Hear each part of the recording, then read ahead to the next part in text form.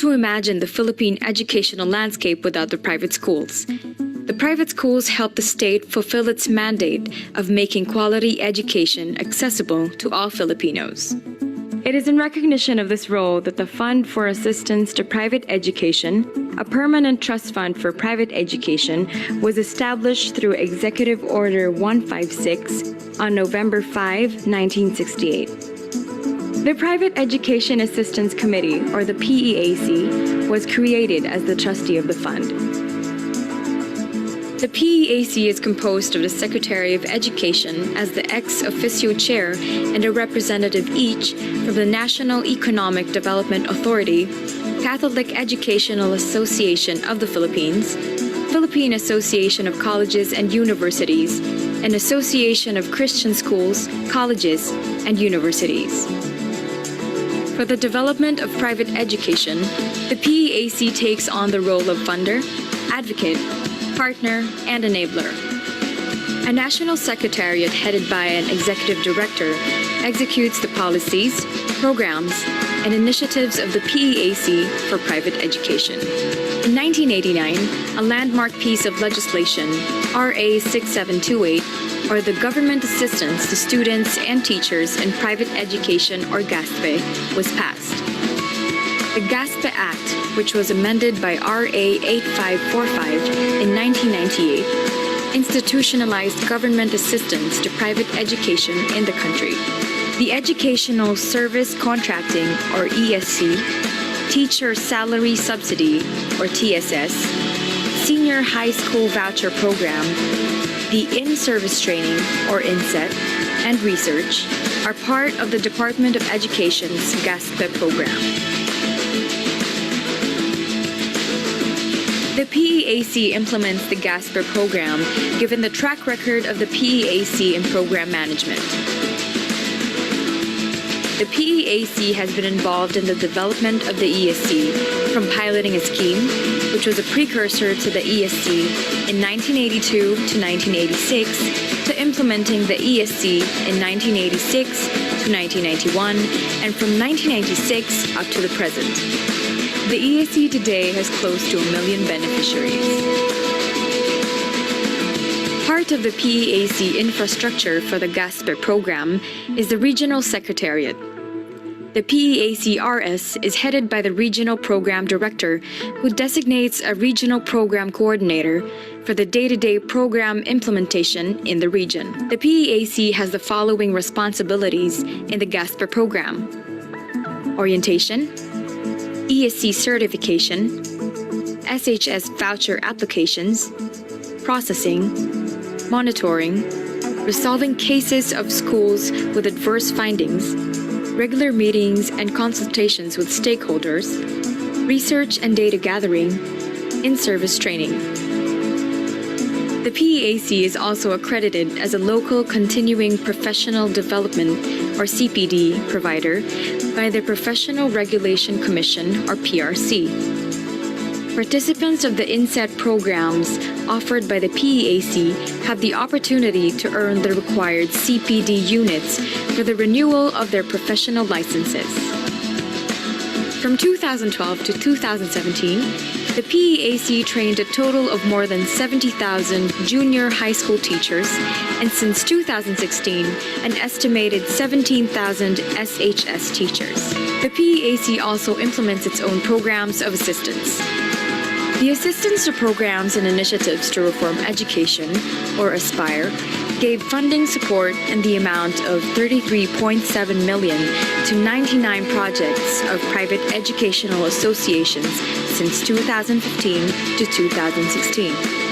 The Research for School Improvement Towards Excellence has assisted 79 private school administrators and teachers writing their theses and dissertation since 2015 to 2016. The Dissemination Assistance to Research and Education, or DARE, has supported 16 faculty members who presented their papers in international conferences abroad since it was launched in 2016 to 2017. The Philippine Education Research Journal is an online resource for decision makers, policy makers, and practitioners in education. Its editorial board consists of highly respected educators and researchers. The Philippine Education Conference is an opportunity for school administrators and teachers to learn from educational leaders and experts here and abroad as they discuss educational issues, concerns, trends, and innovations.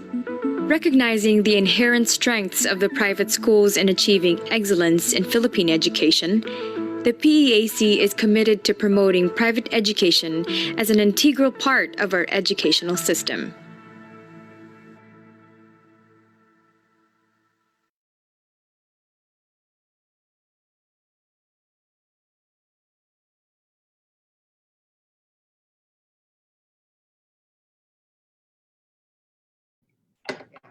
Good morning to everyone from the Private Education Assistance Committee. Magandang umaga po sa inyong lahat. Ako po si Doris Ferrer, Executive Director of the Private Education Assistance Committee. Yesterday, we started LIDER, PEAC's Educational Leadership Series. Leadership, innovation, dynamism, educational reforms. Big words, big ideas, but essentials to ensure that schools not only survive, but thrive amidst the volatility, uncertainty, complexity, and ambiguity of the environment. LIDER is designed to unsettle and disturb, move and compel, awaken and inspire all of us. Yesterday, we listened to a scientist, engineer, researcher, environmentalist, thought leader, and education advocate in the person of Dr. Ray Vea, who spoke about future-proofing schools. Future-proofing schools is synonymous to proofing schools from obsolescence, isolation, and irrelevance, and accreditation as a strategy that allows schools to future-proof surfaced. Accreditation or quality assurance, much like what PEAC does when it conducts certification as part of its GASPE mandate. And so for this morning, we talk about being uncompromising with quality and who can best lead us except someone whose kind of leadership allows the institution to navigate the VUCA environment. And this is largely because of her discipline. Jim Collins called it fanatic discipline because it is relentless, unbending, consistent with goals and performance standards, immensely persevering, but does not overreach. It is disciplined thought and disciplined action. It is the commitment to high performance in difficult situations and the discipline to hold back in good conditions. But I'm not sure if our resource person is complimented when I use the value of fanatic discipline to describe her. What I'm sure about is that her admirable work is because of her Ignatian core values: faith, excellence, and service. With much pride, I introduce Sister Marissa Viri, RVM, a member of the Congregation of the Religious of the Virgin Mary and chair of the RVM Education Ministry Commission and president of the RVM Educational Association of the Philippines.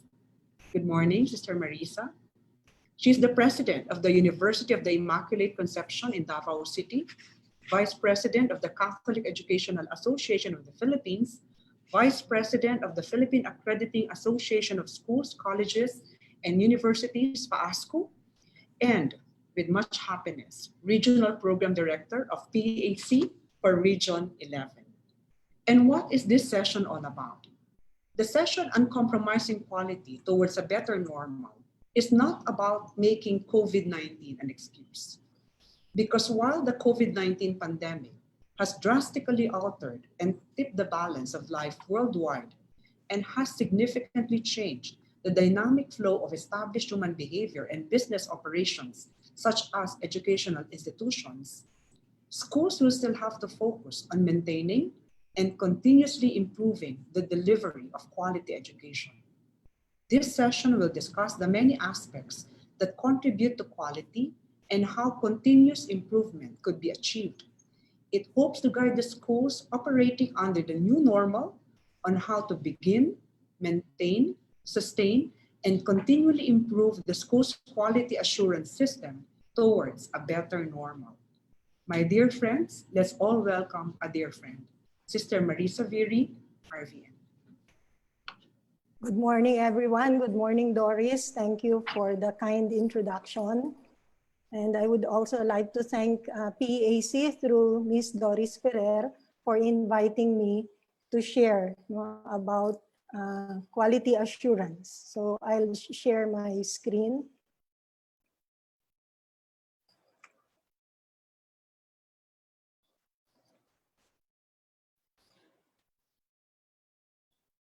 Okay. My task this morning is to talk about uncompromising quality towards a better normal. My talk will consist of 3 parts.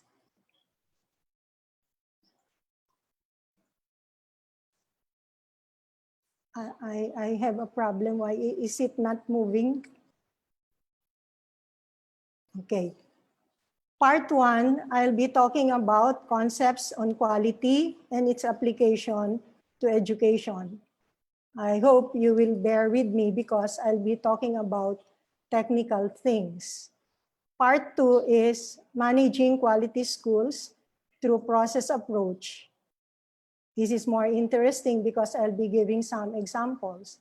And I hope you stay until the end because I'll be sharing with you the RVM Education Ministry guiding principles or standards for distance education.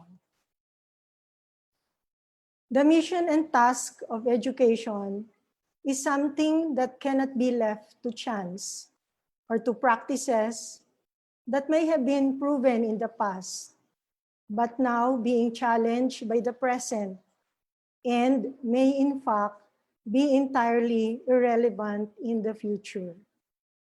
Thus, there is a constant need and urgency for maintaining educational quality and providing the best quality service in our schools because this condition can bring about the highest good among people and the community.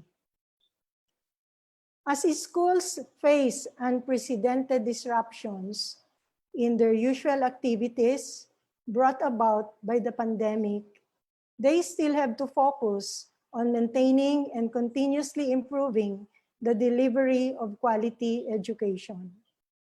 With the current global educational landscape, life must go on, but should not be business as usual. How then should schools, now operating under the so-called new normal climate, begin, maintain, sustain, and continually improve the school's quality assurance system within the crisis period and beyond, so that from the new normal, the schools move toward a better normal? We start by reviewing some concepts and ideas about quality. So what is quality? Quality is defined as measuring to a given set of standards to meet and satisfy a particular need. It is synonymous with perfection or excellence. It is a characteristic that sets the mediocre from the excellent, outstanding from the low performing. Quality may either refer to any product and or service. And once quality is integrated into the initial step of the educational processes up to the resulting finished product or service, the sum of all these quality processes will bring about total quality in its management efforts. Quality in education is used to define standards of excellence, fitness for purpose, and as an enhancement for improvement.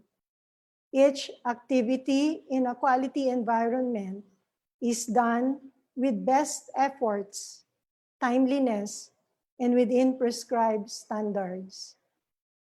The processes and systems within are designed and performed at a level that will bring about good results.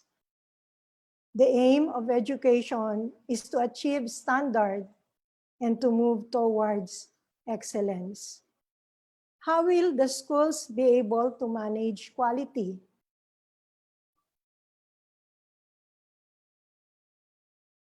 Quality Management System, or QMS, is a method for managing quality in the operations of the organization. Many years back, QMS is not a language among school administrators. This is hardly known for some, and we would not even imagine that time will come that schools will adopt quality management system. Quality management system started with the industry, but during the early 90s, when schools ventured into ISO certification, quality management system started to be embraced by schools. A quality management system can be expressed as the organizational structure, procedures, processes, and resources needed to implement quality management. Quality management system is a systematic approach to managing processes, activities, people, resources, and infrastructure aimed at meeting customer demands and applicable regulatory requirements, as well as efforts to improve the organization's performance continually. QMS assists organizations in coordinating all activities and tasks needed to maintain a desired level of excellence. 30 or more years ago, schools are just, perhaps, as I could remember, are just paying attention on the teaching and learning process. But when we go into quality management system, all activities, all areas of school operation should be able to reach a desired level of excellence. Total quality management describes a management system wherein a company attains organizational advancement through a commitment to customer requirements. TQM requires that all stakeholders in a business work together to improve processes, products, services, and the culture of the company itself. There are 7 management principles, and these are the basis of standards.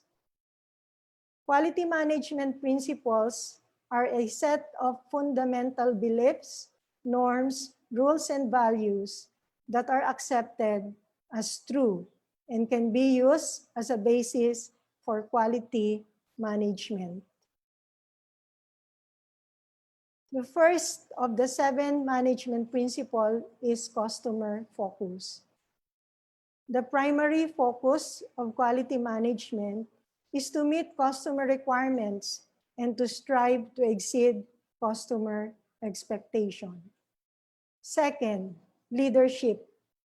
Leaders at all levels establish unity of purpose and direction and create conditions in which people are engaged in achieving the organization's quality objectives. Third, engagement of people. Competent, empowered, and engaged people at all levels throughout the organization are essential to enhance its capability to create and deliver value. Fourth, process approach. Consistent and predictable results are achieved more effectively and efficiently when activities are understood and managed as interrelated processes that function as a coherent system. Fifth, improvement. Successful organizations have an ongoing focus on improvement. As the saying goes, change is the only constant for organizations to remain competitive and current. Constant improvement is needed.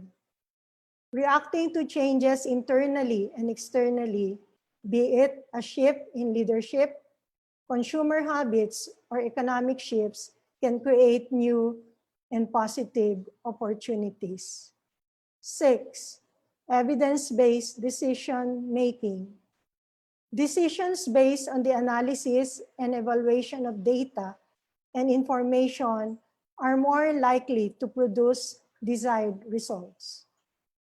So that when we undergo accreditation, certification, or audit by external bodies, we are usually asked to produce evidence.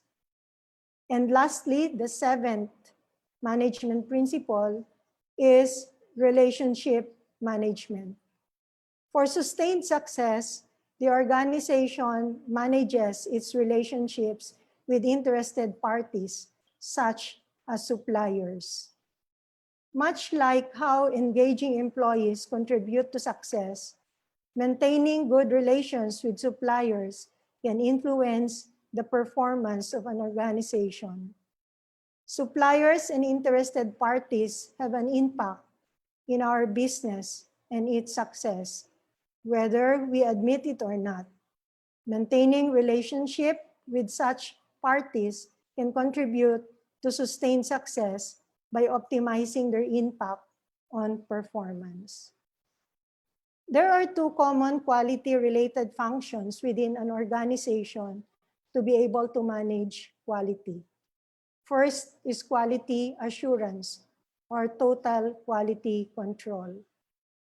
This refers to the ongoing, continuous process of evaluating, and this consists of assessing, monitoring, guaranteeing, maintaining, and improving the quality of product, service, or institution. It is a regulatory mechanism focused on both accountability and improvement, providing information and judgments through an agreed upon and consistent process and well-established criteria. There are several quality assurance systems. No? One is accreditation. There are several accrediting bodies. Audit, which could be either internal or external. Internal audit is what we call institutional review. Benchmarking is one of quality assurance systems. Benchmarking could be either internal or external. Why do we say that internal benchmarking is possible? There might be units or departments in an institution that are doing well in their quality assurance. So other units and departments can benchmark in that particular unit.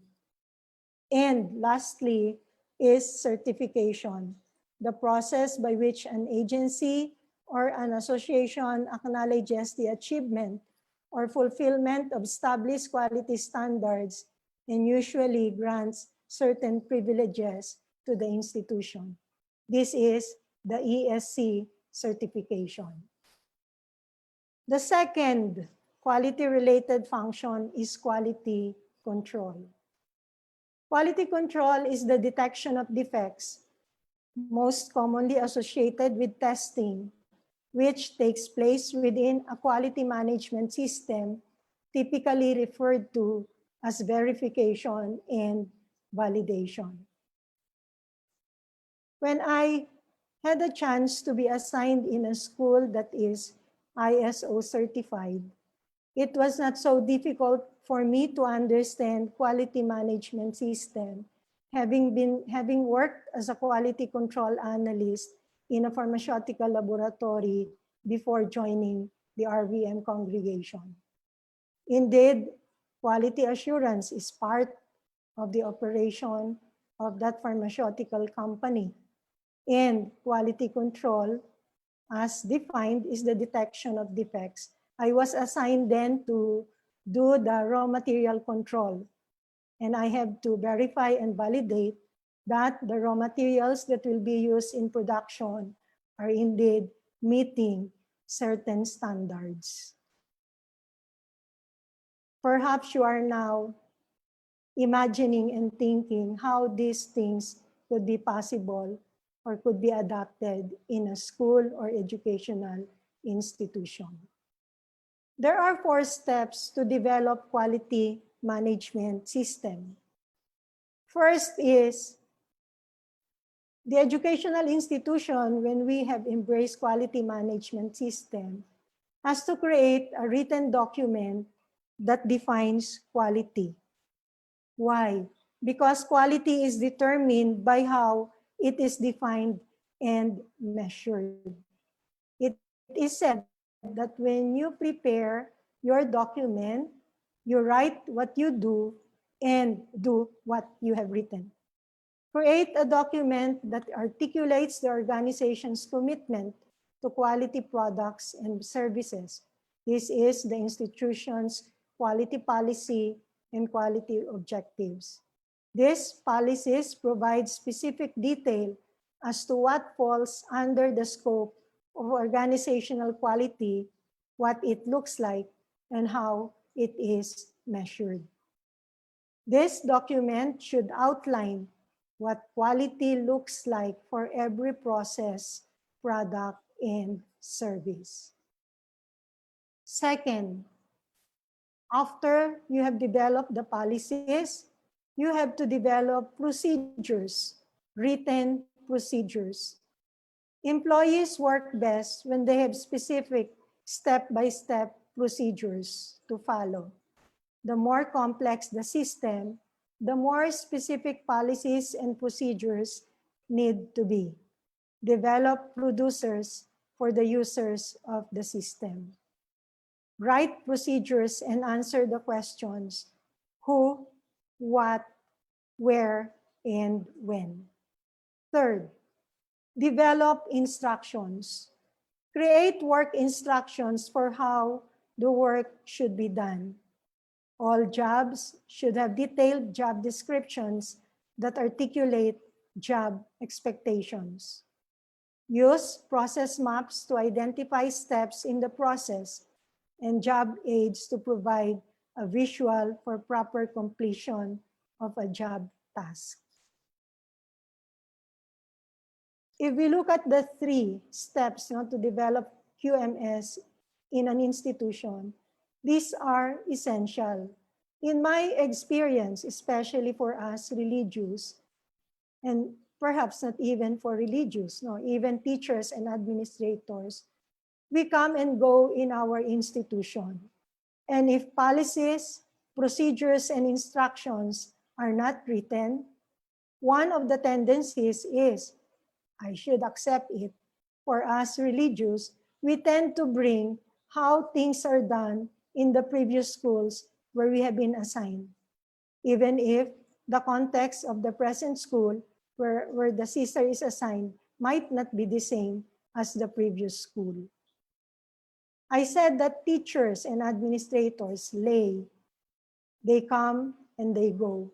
So it is important that they have a written document that would define the policies, procedures, and instructions so that when we do our turnover, it would be facilitated and we are sure that what we are turning over are the practices of the school where we are. The 4th step to develop quality management system is collecting data. Create processes for collecting data to monitor if work is being done according to policies and procedures, meaning to say it is evidence-based. Once you determine what data you want to collect, create a process to collect, store, and report it. After I have explained quality, quality management system, quality assurance, and quality control, we will now go to the second part of my talk, which is managing quality schools through process approach. And I will be introducing to you, which I know some of you already are aware of what this is, of the so-called PDCA. But what is PDCA? A firm or an institution adopting total quality management organizes production and business processes in such a way as to identify and eliminate problems or sources of variation that cause products to deviate from customer needs. I would always remember that there are three sources of deviation or variation, and these are the 3M: man, method, and machine. To achieve this aim, managers often follow a simple method known as the Deming wheel or the plan, do, check, act cycle. The concept of PDCA was originally developed by Walter Shewhart at Bell Laboratories in the 1930s, but it was then popularized by Edward Deming in the 1950s onward and is frequently referred to as the Deming wheel. So what is then PDCA? PDCA is database and scientific in nature. It is a simple yet powerful process. It drives continuous and ongoing efforts to achieve measurable improvements. I repeat, measurable improvements in the efficiency, effectiveness, performance, accountability, outcomes, and other indicators of quality in services or processes which achieve equity and improve the teaching learning process as well as its support processes in a school. The PDCA cycle is composed of 4 phases. The first phase, which is the longest, which is plan, aimed at improving operations and processes, requires establishing the problems, what is going wrong, their extent, their causes, and developing ideas to eliminate them. So what we are going to do, assess where we are, where we need to be, why this is important, and plan how to close the gap and identify some potential solutions. The second phase is the do phase. The identified solutions under plan are tested on a small scale, thus minimizing disruptions to routine activities. The third phase is check. The testing activity requires identifying control indicators for key activities to establish the quality of the output and identify any new products arising from the change. We have to see if the countermeasures you've tried out had the effect you hoped for and make sure that there are no negative consequences associated with them. Assess if you have accomplished your goal. And the last phase is the act. In this last phase, successful changes in activities and processes are implemented on a large scale. If you have accomplished your objectives, put controls into place so that the issue never comes back again. If you have not achieved your target, go through the cycle again, starting with a planned step. As you can see, it is purposely presented in a cyclical manner to show that just as a circle has no end, the PDCA cycle should be repeated and again for continuous improvement. So when do we use PDCA? PDCA is used as a model for continuous improvement. It is used when starting a new improvement program or project, when developing a new or improved design of a process, product, or service, when defining a repetitive work process, when planning data collection and analysis to verify and prioritize problems or root causes, and lastly, when implementing change.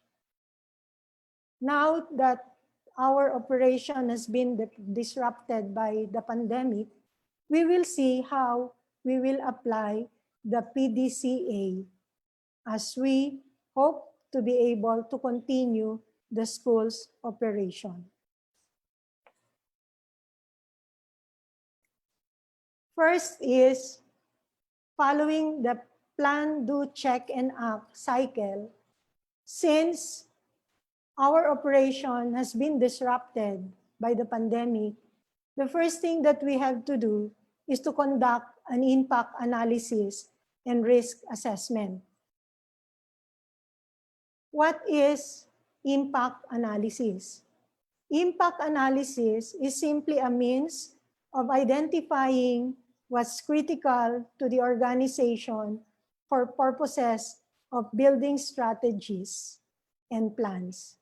It is a systematic process to determine and evaluate the potential effects of an interruption to critical operations as a result of a disaster, accident, or emergency. Its purpose is to identify those processes most essential to the operation of the school. It sets the stage for creating recovery strategies that will prepare the institution to continue delivering on its promises through any situation, no matter what type of disruption should occur. When doing an impact analysis, identify the services within each department, unit, or office, and understand how these services are conducted and what the repercussions are if undelivered during an operational disruption. The second is conduct a risk assessment. A risk assessment is a systematic examination of a task, job, or process that is carried out at work to identify the significant hazards and deciding what further control measures to take to reduce the risk to an acceptable level. It predicts the consequences of disruption of functions and processes and gathers information needed to develop recovery strategies. Schools conduct impact analysis and risk assessment by reviewing our strategic plan or school improvement plan, putting into consideration standards of regulatory bodies and external quality assurance agencies. Based on the results of the impact analysis and risk assessment, each unit in our institution will develop objectives in line with the result of the impact analysis and risk assessment. If the school has an institutional quality assurance coordinator or anyone designated, has to evaluate the defined goals or objectives. So I'll give you for an example. No? So one of the areas in the school's operation is curriculum and instruction. Under the second column, processes and procedures affected by the disruption, or what are the main activities required to deliver services. Under curriculum and instruction, we have to ensure the effective and efficient delivery of the teaching and learning process. but this has been disrupted because of the pandemic. So under impact analysis, sorry for the use of the word catastrophic because we are following the risk management under ISO 9001:2015. And there's actually a matrix, no, where we base our impact analysis, the risk and the risk treatment. So because of the COVID-19 and the disruption of the efficient delivery of the teaching and learning process, there is a possibility that the practice, no, the teaching and learning process could shut down or even part of the firm or the institution. And another impact is objectives not achieved. Under the risk, you have their possible closure of the school, suspension of teaching and learning. Under the risk treatment, as I have said, there's a matrix that we are following under ISO 9001:2015. The risk treatment is reduce. What do we mean by reduce? Implement a strategy that is designed to reduce the likelihood or consequence of the risk to an acceptable level. So after we have done the impact analysis and risk assessment, we now go to the third step, no, following the PDCA. So the third step is to create department objectives. The fourth, create an action plan for each objective. And the fifth, use evaluation results for continual improvement. If you are following, the 5 steps are covered by the PDCA. So if the area that I have as an example under the impact analysis and risk assessment is curriculum and instruction, then what is the specific goal or objective? No? So that delivery of teaching and learning will be able to will continue. So identify a new learning delivery model relevant to the situation, to the current situation. Excuse me. Strategies, create committees to work on identifying a relevant learning delivery model. Survey issues or concerns related to the current situation as the basis for the policy and guidelines. And conduct an inventory of available infrastructure and resources needed in the implementation of the new learning delivery model. So under performance indicators, a new learning delivery model has been identified and considered. Time frame, April 2020. We started planning, no, for the distance education as early as April 2020. Issues and concerns related to the identified learning delivery model were identified and considered, and available infrastructure and resources are in place to guarantee the successful teaching and learning process. For the monitoring and evaluation, there will be a weekly progress monitoring and reporting on the following: composition of the committee, list of issues and concerns, and inventory of the available infrastructure. And on the last column, who are the persons responsible and accountable. I have another example. No? This is library services.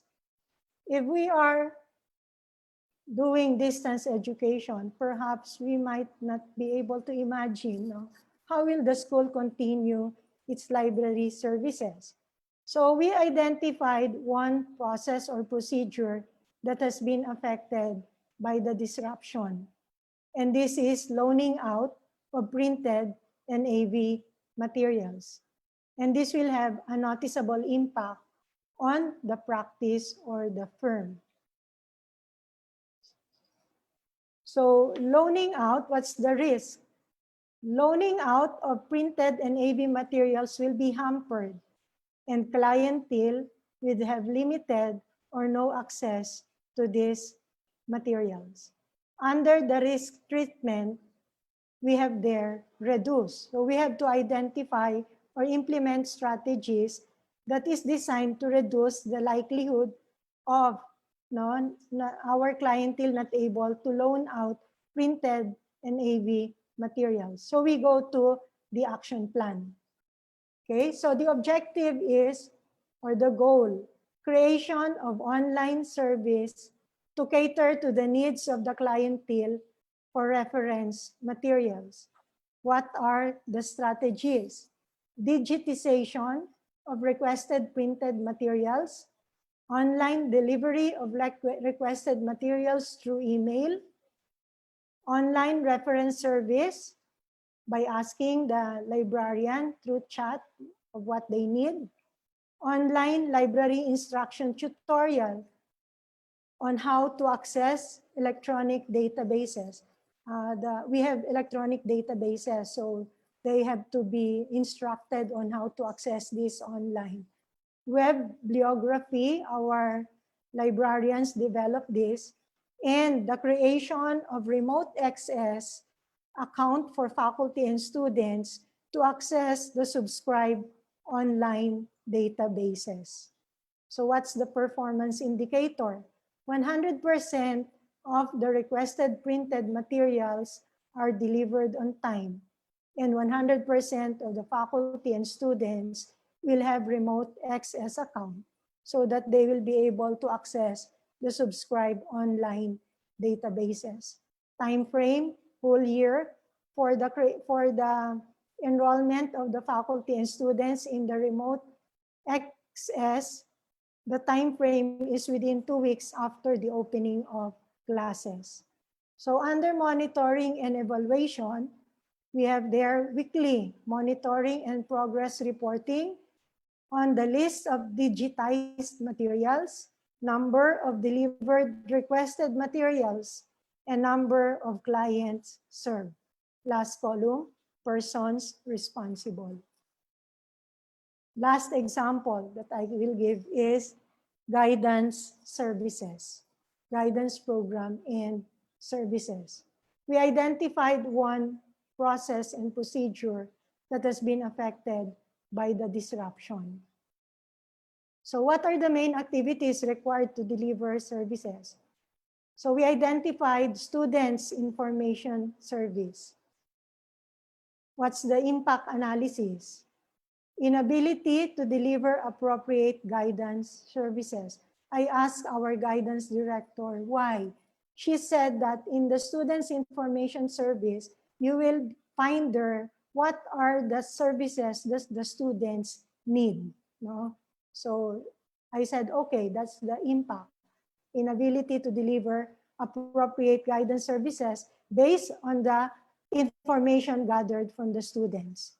Another major impact, it's a material impact on practice, key business objectives are not achieved. So what's the risk? Suspension of guidance program. Risk treatment, again, reduced by implementing strategies. So we go now to the action plan. So we have there the area, guidance program and services. The goal or the objective is provision and dissemination of online guidance-related services. Strategies, formulate guidance-related activities through online platform, including online coaching or mentoring to address students' areas of concern. Performance indicator, at least 70% of students underwent academic counseling, and at least 80% of students underwent online coaching or mentoring. The time frame, whole year. Okay, For the monitoring and evaluation, we have there monthly monitoring and progress reporting based on the attendance, the activity plan, modules, and evaluation forms.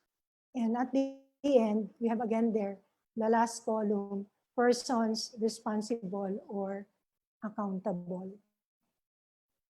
We have the column on performance indicator, no, and monitoring and evaluation. If there's a weekly or monthly monitoring and progress reporting vis-a-vis the performance indicator, this is the one that you will use, okay, for continual improvement. The 70% under for performance indicator is to be achieved within the school, the whole year. So if you divide the 70% in 10 months, no, so you have a target every month. So during the monthly monitoring and progress reporting, if your target has not been achieved, then you have to do something. No? I'll be discussing that later. That's part of the continual improvement process. So we continue now. So what is continual improvement? No, I was saying that in the action plan, there's a column for performance indicator and there's a column for monitoring and evaluation. So if your reporting is on a weekly, monthly, or regardless, no, periodically you do your reporting, you will be able to see there, no, if the performance indicator is being achieved or not. So from there, now you will have to do something to correct so that you will be able to deliver the service based on target. So what is continual improvement? Continual improvement is a type of change, an incremental change that is focused on increasing the effectiveness and or efficiency of an organization to fulfill its policy and objectives. Put simply, continual improvement means getting better all the time. So what does getting better all the time? It does not mean that once you have achieved your target, you stop. No, you continue the cycle of PDCA even if you have achieved already your target, because it's continuously, your direction is to continuously improve.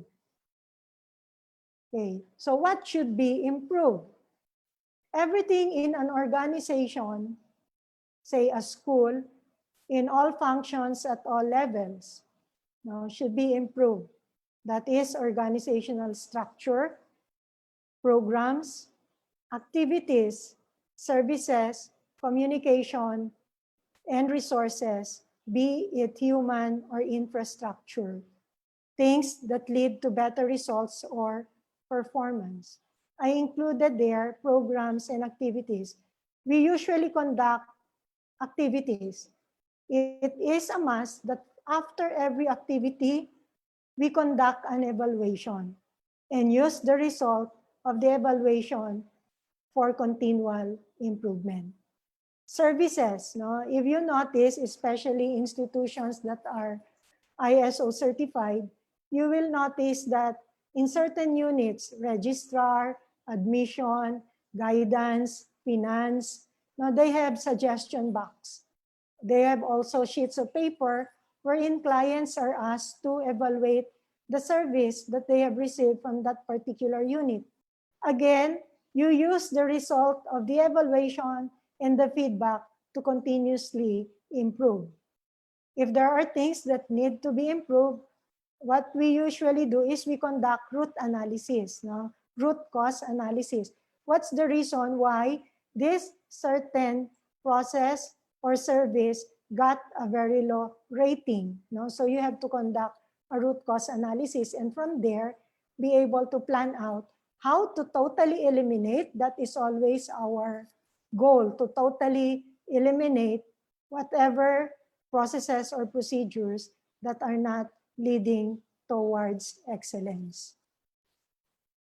So as I have said, everything, no, the whole operation of the school should be improved so that it would lead to better results or performance.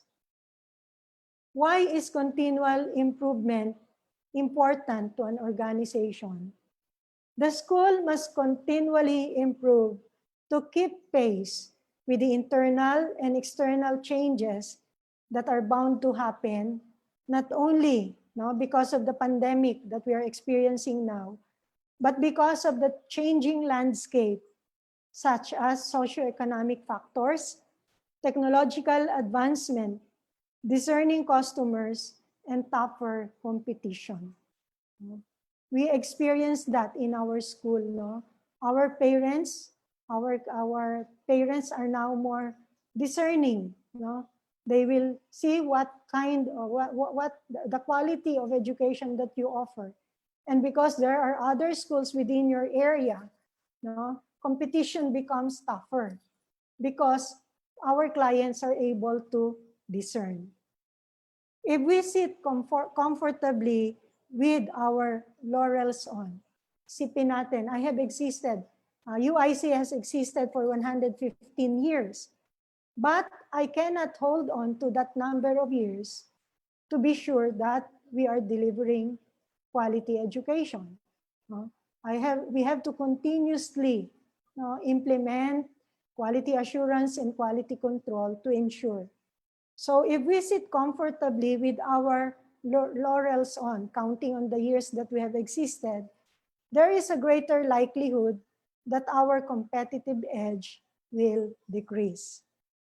We need to adapt for us to survive.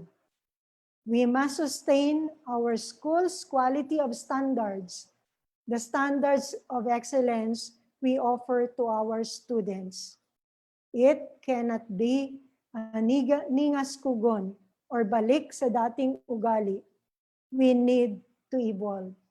At the beginning, I said that in spite of the disruption, we have to continue to operate, but business should not be as usual.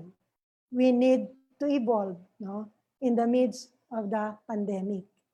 More so, these changes and our desire to provide quality education to all students who are entrusted to our care, and factors that motivate, inspire, and propel schools toward improving its offerings continually. It is our way of showing to our clientele that quality or value of excellence is our way of life, a culture that we try to impart to our students. When should continual improvement be started? Every system, program, or activities should have provision for an improvement cycle. It's cyclic, no? Therefore, when an objective has been achieved, work should commence on identifying better ways of doing it. As I have mentioned earlier, even if you have achieved your target, still you have to continue the PDCA cycle to continually improve. So how should continual improvement be undertaken? They said that there is no improvement without measurement. Status of our current performance must be established before embarking on any improvement. The image that I have there in my PowerPoint opposite, how should continual improvement be undertaken? You see that it's moving up. So the status, let's say that we are in the first step. The current performance must be established. We have to establish where we are before embarking on any improvement.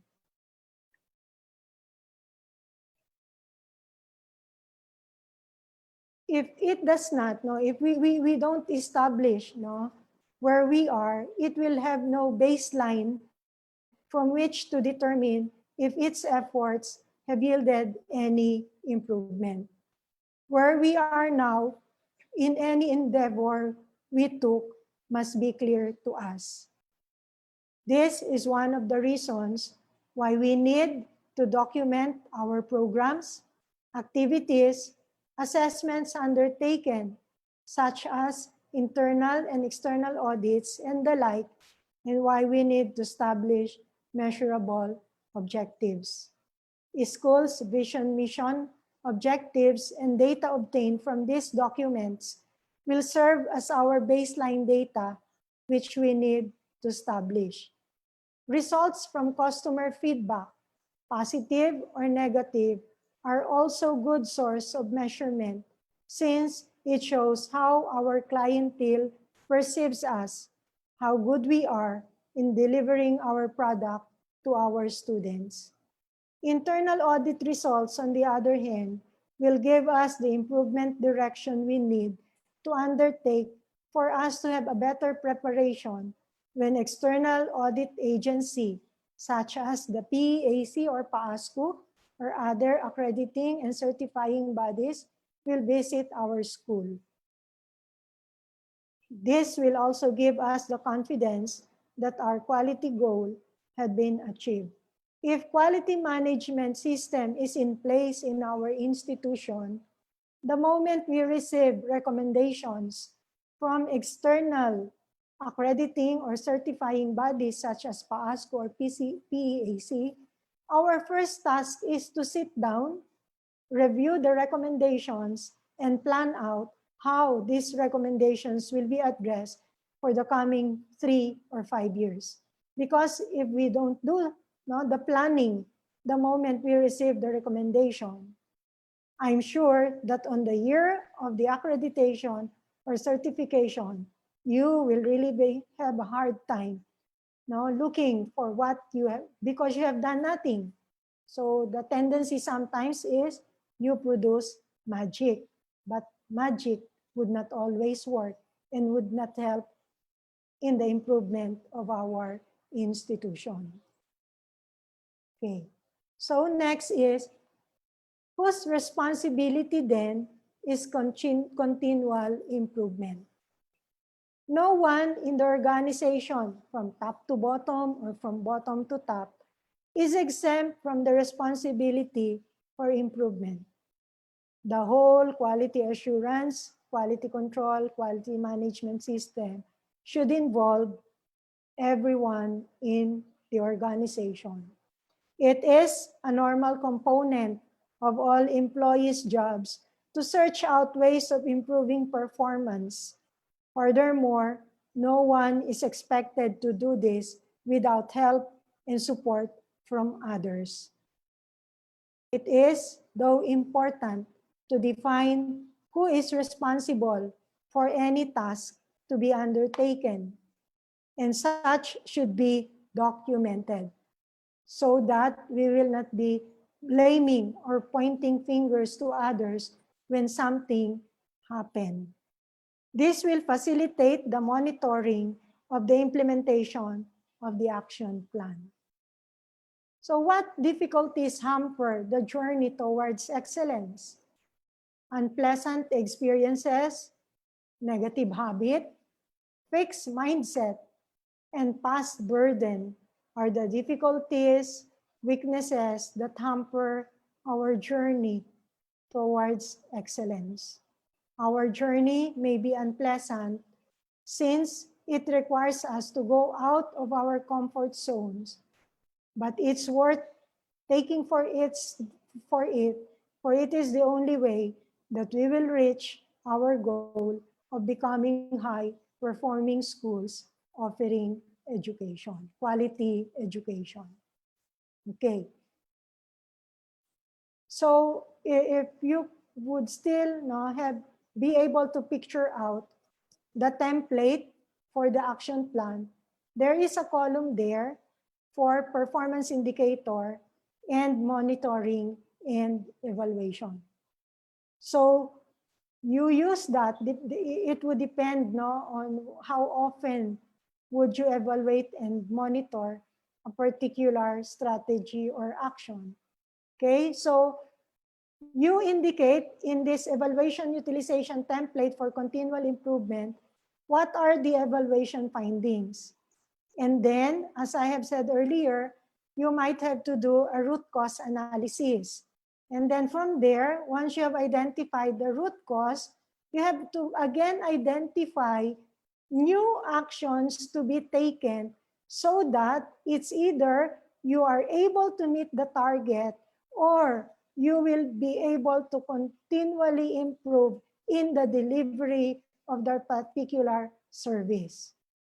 Okay, and then you have to identify when is the completion date and what are the deliverables or evidence.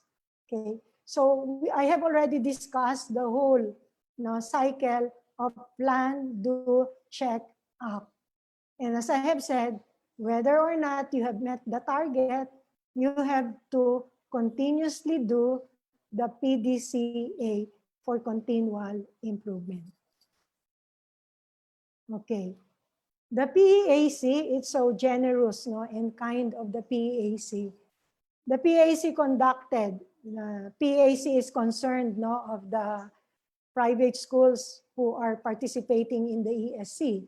And because of that, the PEAC conducted a survey on school recovery and readiness of school operations for school year 2020-2021, involving 2,355 private schools located in different regions of the country. And these are participating in the Educational Service Contracting Program. The results of the survey provided a profile of the school's concerns and needs, which in turn is the basis of PEAC's recommendation for assistance and intervention in collaboration with the Department of Education.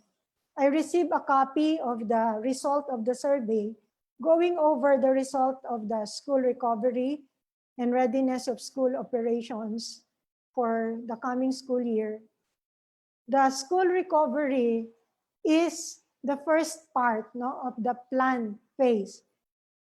More or less that it is there where you will find what's the impact of the pandemic, what are the risks. And because they have identified the impact and the risk, again, PEAC came up with recommendations. PEAC provided various interventions with specific actions for recovery and readiness. May bonus pa, no? There's an Appendix B where references are provided which could be accessed online. So if you compare the template of the PEAC with the action template that I have presented, it's the same, no? So based on the context of your school, you just have to review the various interventions, look at each intervention, which among the intervention would fit your school, identify actions, activities, or strategies to be undertaken, identify what would be the performance indicator that you're able to achieve that covering a certain period of time, and then do the monitoring and evaluation. Okay, so in the midst of COVID-19, because your current, the previous, if we may call it, the previous strategic plan that you had would not anymore be of use perhaps during this time. With the PEAC's help, schools will be able to have their action plan, will be ready for school year 2020-2021.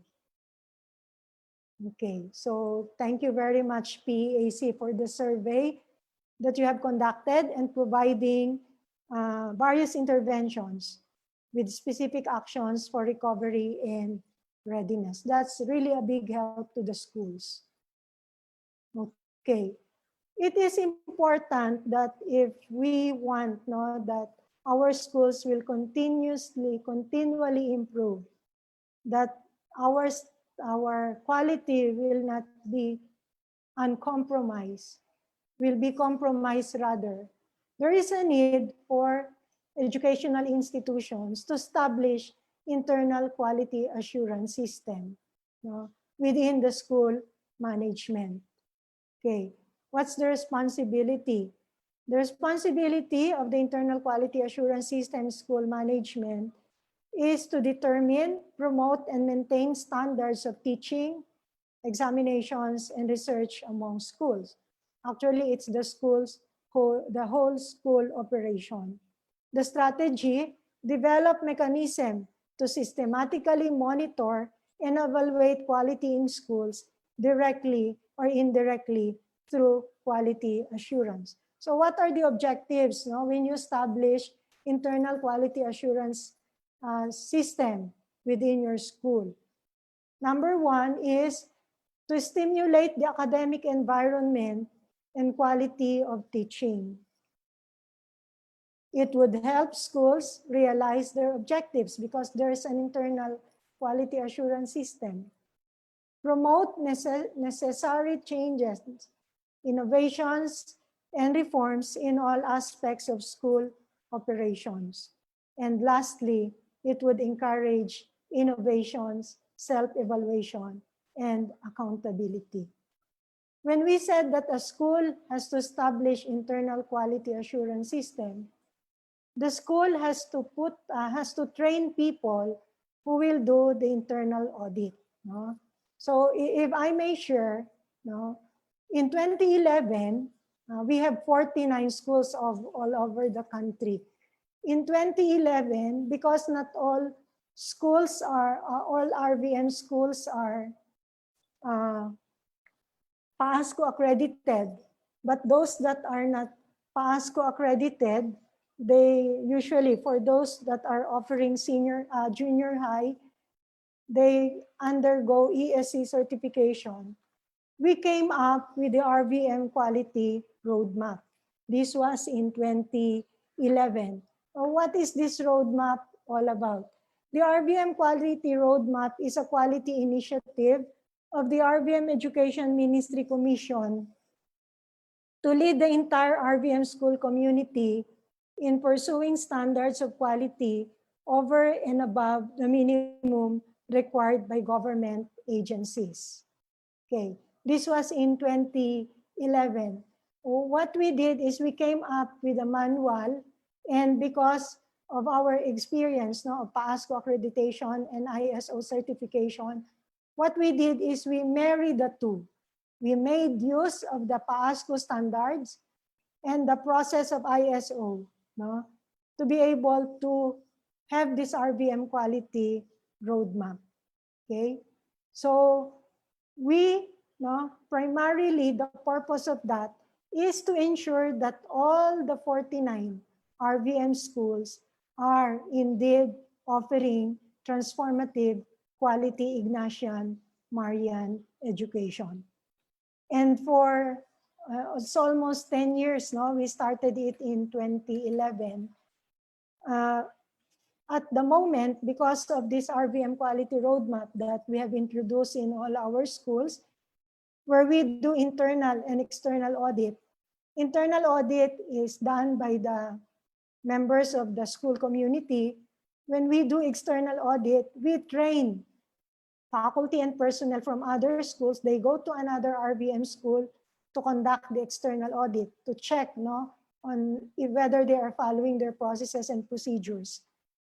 In the span of 10 years now, schools that were not PASCO accredited in 2011, but they are also undergoing ESC certification, we have now 65%, that is 32 out of the 49 RVM schools are PASCO accredited. And there are 5, no, that passed the preliminary stage. Hopefully they should have their, they should have their formal visit this year, but PASCO suspended accreditation. There are 5, that is 10% of the 49 that are candidate. So once they pass the formal visit, there will already be 37 out of the 49 RVM schools that will be PASCO accredited, and that makes up the 75% of the 42 of the 49 schools. So I have here, no, a presentation of the RVM schools. We have one school we call it as the Generalate, that is our mother school, St. Mary's College, Quezon City. In Luzon, there are 12 and 9 are accredited. 2 are candidates, St. Mary's Academy Ligao and St. Mary's College of Buwak. This is for the basic ed. And then in Visayas, we have 12, 5 are accredited. Northern Mindanao, there we have 12. 8 basic ed are accredited. 2 higher ed have programs that are accredited. 2 also have graduate school programs that are accredited. In Southern Mindanao, out of the 13 schools, 7 are accredited, and then 2 higher ed are with programs that are accredited. And as I have said, we have schools that are candidate. Our school, the UIC, has been granted institutional accreditation. We have 7 schools that are ISO certified. And for UIC, UIC is a member of AUNQA and has been granted by CHED University. The university has been granted autonomous status. All the schools, no, the accreditation vary from level 1 up to level 4. But as I have said, this did not happen overnight. We have to continuously work, no, on the improvement of our processes and procedures. Okay, just give me 5 minutes more. I'll be sharing with you the RVM Education Ministry guiding principles and standards for distance education. We have been trying to research, if there are available standards for distance education. Usually you will find standards of schools abroad. So what we did, we came up with our own guiding principles or standards for distance education. Okay, so since it's UIC that crafted, the guidance principle, I would always start with the university. But we share this to all RVM schools. The university or the RVM distance education model is aligned with the school's institutional vision, mission, and goals, as well as the RVM philosophy and pedagogy. Next, distance education as a learning delivery model is incorporated in the institutional direction, university system, academic planning, and other related initiatives. Implementation of the distance education model follows standard processes and procedures approved by the university.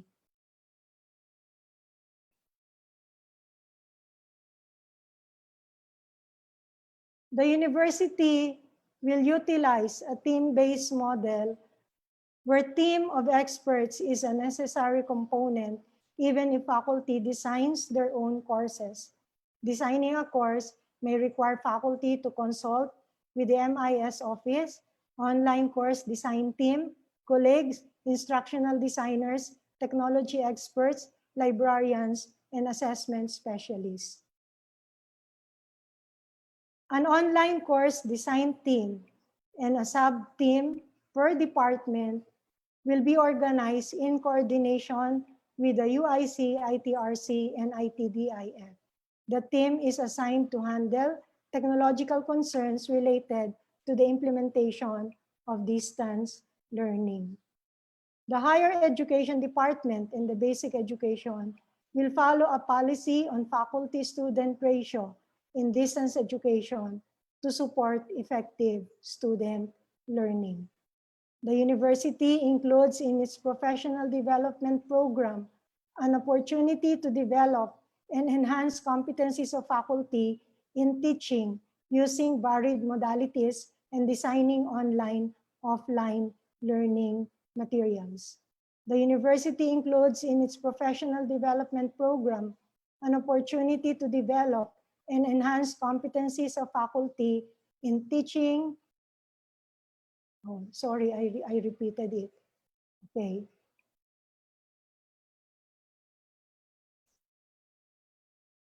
And lastly, number 9, the last.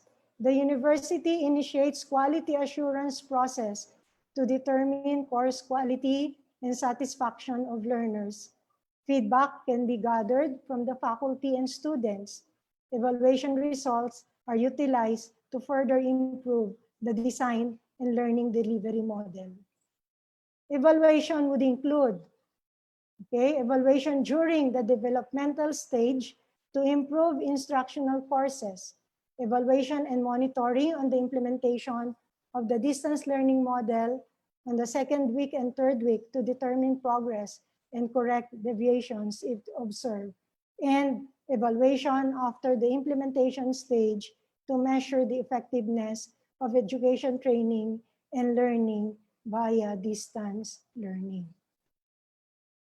In conclusion, to traverse the road to quality needs determination and perseverance because it demands from those who will take it not merely knowledge and skills, but a willing and eager spirit and enlightened selflessness.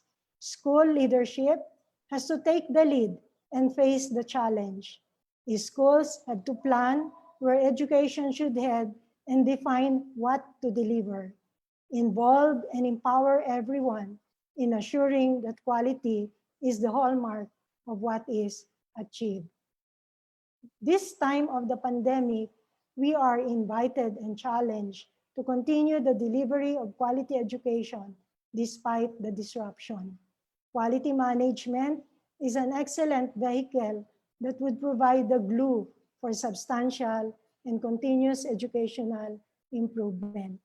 Considering the disruption caused by the pandemic into school operations, schools must redesign policies, procedures, strategies, and redefine job descriptions in all areas of operation, especially on monitoring and evaluation mechanism for resiliency, then for sustainability within the crisis period, and eventually for continual improvement.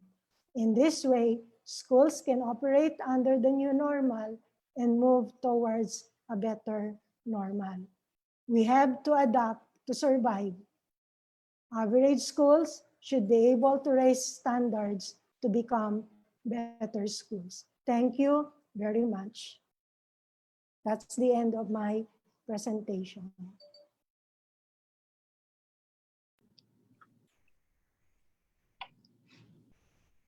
Thank you very much, sister. That was really a lot to take in. Now we allow you to rest because you spoke for about 50 minutes, I suppose, or even an hour. But I'd like to just resonate with what Gabi Dungog posted. Thank you, PAC, and to our speaker, Sister Marissa. This will help us in our preparation for e-recertification. We will include you in your prayers. God bless. I think that's what everyone will actually feels after you did your presentation. But a lot of things I got from you, but my favorite is this. Write what you do what you write. As simple as that. No? Or this one, I like this better. Getting better every time. That's continuous improvement, right? But your last one I like is enlightened selflessness. Ang hirap. So, our commitment to quality delivery, what is really needed is enlightened selflessness. It's not easy, as what you were saying before we started the webinar, but it's really a lot of work. So, sister, you have some questions here from Pinky Castello Copino. I'd like to read the question. In a small school with a school management committee, how can bias in quality assurance and control be reduced, considering that the MANCOM performs the planning, implementing, and quality management functions? Or is there really a conflict if the school MANCOM actually works for the interest of the school community anyway? Planning should involve, Planning should involve everyone in the institution. But there's a way, as I have said, there's a need for schools to establish internal quality assurance system. Just what I have shared, what we did, the RVM quality roadmap. Schools, we train faculty personnel even in small schools, how to do the audit. No? So that you are saying that it's the MANCOM doing it, but actually it's not correct. That's it's only the MANCOM doing it. Planning should be the work of everyone in the institution. In fact, it should be bottom up. No? When we do strategic planning, we get input from people who are really in the ground. No? And that's the source of the data usually, no? When we do strategic planning. So if you have internal quality assurance system, you will be able to check whether the plans that you have, the plans, the processes, the procedures that you have put in place is working or not. Okay, sabihin nyo may bias pa din kasi internal. In our system, we trained personnel from other schools to visit our school. That's the external, no, external audit. So there's still a way to check, no? And when we meet the schools, the different schools in a particular region, we present to them, how are you, what's your performance in line with the RVM quality roadmap? And usually they said that it's helping them really improve. And in fact, as I have said, many schools got accredited, PASCO accredited because of the RVM quality roadmap. Now, I can only suggest two things. You know, planning should involve everyone, in fact, bottom to top, no? And then schools should be able to have a built-in internal quality assurance system. If you don't have that, then you the way you manage school, it will be by chance, no? Pwede ba to o hindi. But if you have internal quality assurance system, then you will be able to see what areas you have to improve, continually improve. I hope I was able to answer the question. Yes, sister. I think you answered the question, and that's correct. Now, you also mentioned that the culture of quality should actually permeate the school, right? It's not because PEAC will come to certify. It's not because PASCO will be there to accredit or PACOCOA. It's really because of the school's own, say, internal quality assurance, a culture of quality, and a culture of continuous improvement. But I like, sister, your discussion about certification and accreditation, because I've always contended that this is a continuum, right? Certification is compliance with standards of government agencies, while accreditation is really moving towards excellence, right? Above the standard that has been set. So having said that, sister, we really hope that certified schools, especially those with good ratings, will move towards accreditation. Just like what you did, congratulations, 37 out of 49 schools in the system, all towards being accredited. And that's because of the work that was done by everyone in your community. Correct, sister? Yes. Ano ba yun? Faith, excellence, service. And service. Yes. The core values of the Ignatian. Pero sister, simple question lang. You graduated with a degree in pharmacy, right? Yes. Even my master's. Even your master's. So you already had this training before you became a religious? Yes. No, I took my master's when I was already a member of the congregation. But my bachelor's, I took it before joining the congregation.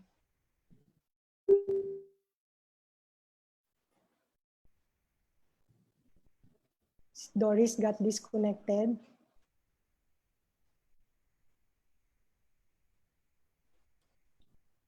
I was saying, sister, quality control is in your veins.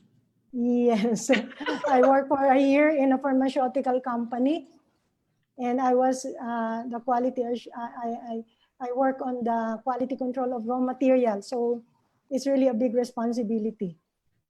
No, if I don't approve a raw material, then they have nothing to produce. But if I also approve a raw material that is not meeting standards, it will be a tragedy. Yeah, so sister, we really would like to thank you for the materials that you shared. Of course, the additional request is that can we have PDF copies of these slides, yes, so that we can upload this, because yesterday Dr. Viri also agreed. So hopefully by Friday, we will have all the materials for LIDER uploaded in the Facebook of PEAC. I'll email the PDF file. So with that, sister, we really would like to thank you. We know that you really prepared for this and put together a lot, your own quality roadmap, looking at the PEAC documents on recovery and readiness. And of course, all the work that you do. As we didn't mention it, you're the Standards Committee Chair of PAAS. Yes. Yeah, so again, standards and quality control run in your veins, correct? I So hope I think, so. so because he's now waiting in the wings, so we will have to conclude, sister, but we really would like to thank you for this opportunity. Good luck to you. I know you started classes yesterday. Yes, we started classes yesterday. And I wanted to comment on your plan that distance education was planned as early as April 2020. Yes. No, April 20, 2020, yes. April 2020. 2020. Okay, so thank you for this, sister, and really it was it's an honor for us now to be for you to have allowed yourself to share all of this, and of course the host, the regional secretariat at the UIC that gives more credibility to the work that we do. Maraming salamat, Sister. Yeah, actually, it's a privilege, no? I am privileged for being given this opportunity to share. Thank you very much. See you, sister, and please Yes, okay. fly to Manila. When it's already permissible. Yeah, and it's already allowed. Yeah. Okay. Thank you. Thank you. Good morning to everyone. Magandang umaga po sa inyo lahat. Magandang umaga, Sister Marissa, who's now in Davao City. Okay. Thank you. Good morning. Okay, we'll close this session and then we open another.